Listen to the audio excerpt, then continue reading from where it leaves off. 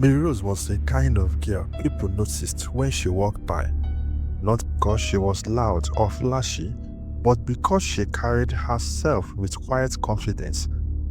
Her dark glowing skin shimmered like polished ebony under the burning sun.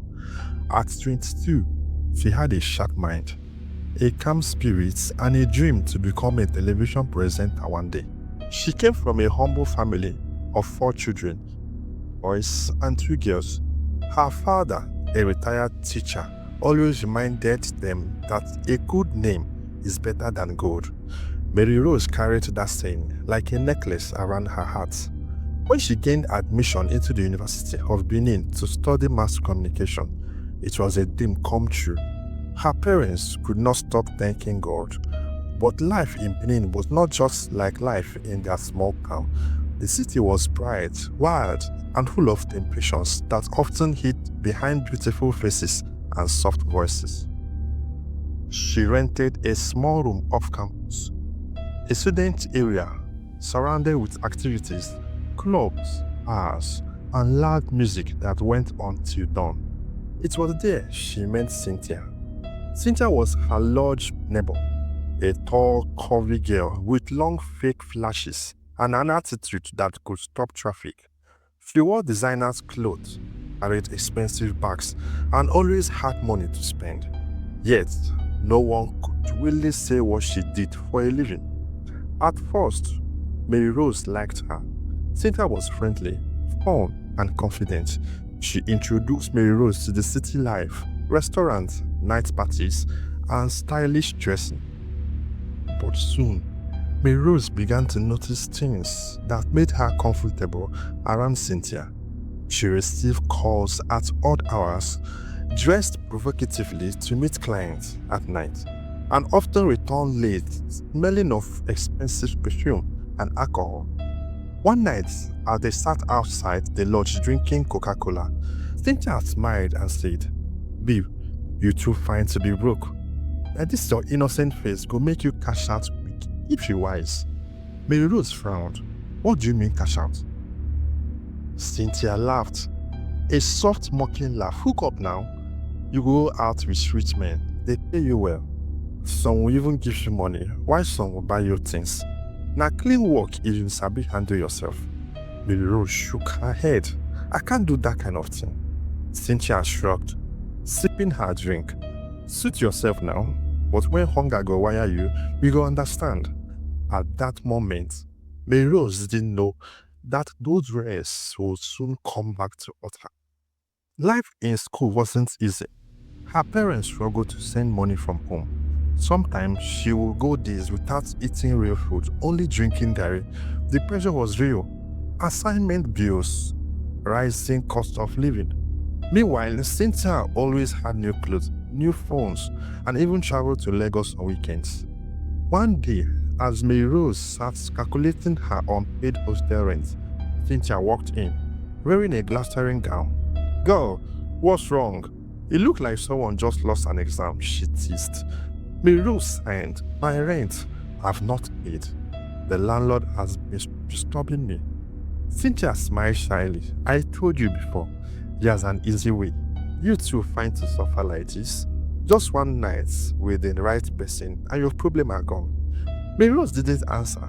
She just looked away. That night, she couldn't sleep. Her stomach groaned. Her mind wandered. She thought about her mother's voice, her father's fate. But then she thought about Cynthia's perfume, her soft skin, her full pulse. The next morning, she told herself, "I will never do it." But a few weeks later, when her landlord threatened to throw her out, she found herself dialing Cynthia's number. "Cynthia, I think I'm ready." The voice on the other end smiled. "Good girl, you won't regret it." In the evening, Cynthia dressed her up in a red gown and makeup that transformed her into someone she barely recognized. "You look like fire," Cynthia said proudly. They were to meet 2 men at a lodge near GRA. The men had promised a night of enjoyment and good pay. When they arrived, the place glistered with lights and music. Maryrose's heart raced. Everything felt strange.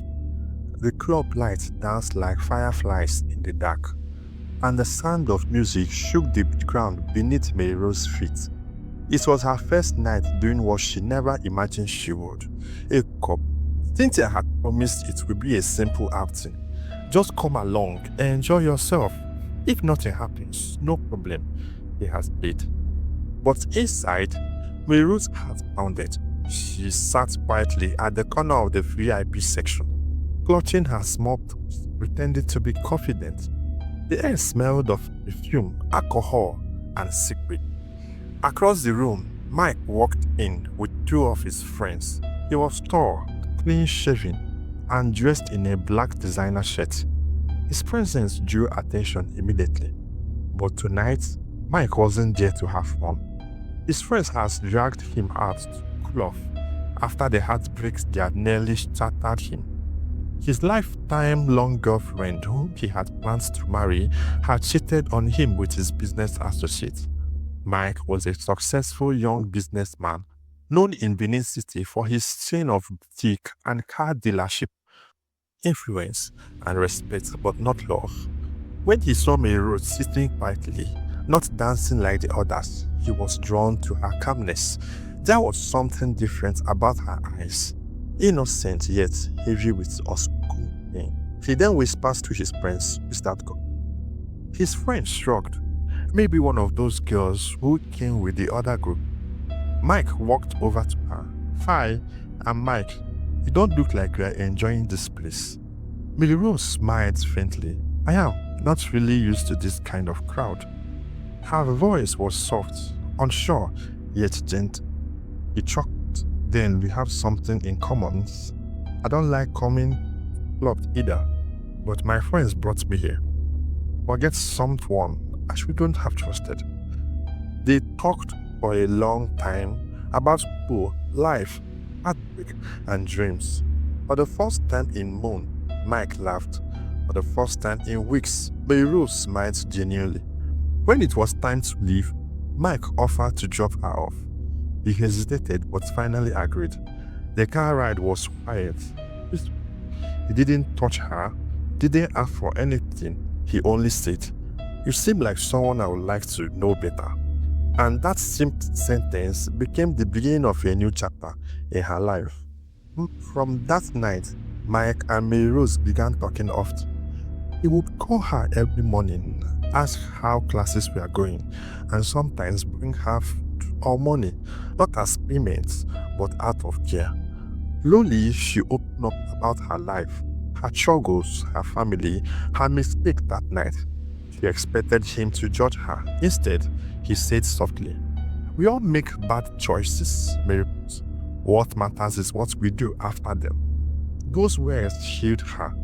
Cynthia, on the other hand, stopped when she saw that Maryrose was no longer interested in hookup. "Now love you define now, Abby," she mocked one day. "Good luck that." But Maryrose didn't mind. She had found peace again. Mike became her safe place. He encouraged her to focus on her studies, helped her start a small media blog, and attended her graduation. Years later, when she received her NYC posting letter, Mike proposed to her in front of her family.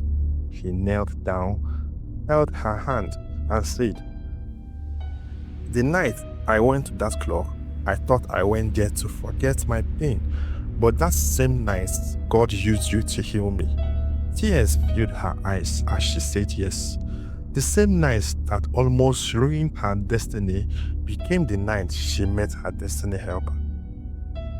Mike and Maryrose got married in a quiet but beautiful ceremony attended by family and close friends. As they danced, Maryrose whispered to his ears, "Sometimes God hides blessing in the worst nights of our lives." Mike smiled. "And that's why you are my miracle," he replied. Their story became one of the hope and redemption and grace that no one is too lost for love, and no night is too dark for destiny to shine. The moral lesson of this story: you don't always know where your destiny helper will appear. Sometimes God turns your mistake into a miracle. The night Maryrose went to that club, she thought it would end in regret, but it became the night he met her future husband. Never judge where you start. What matters is how you end.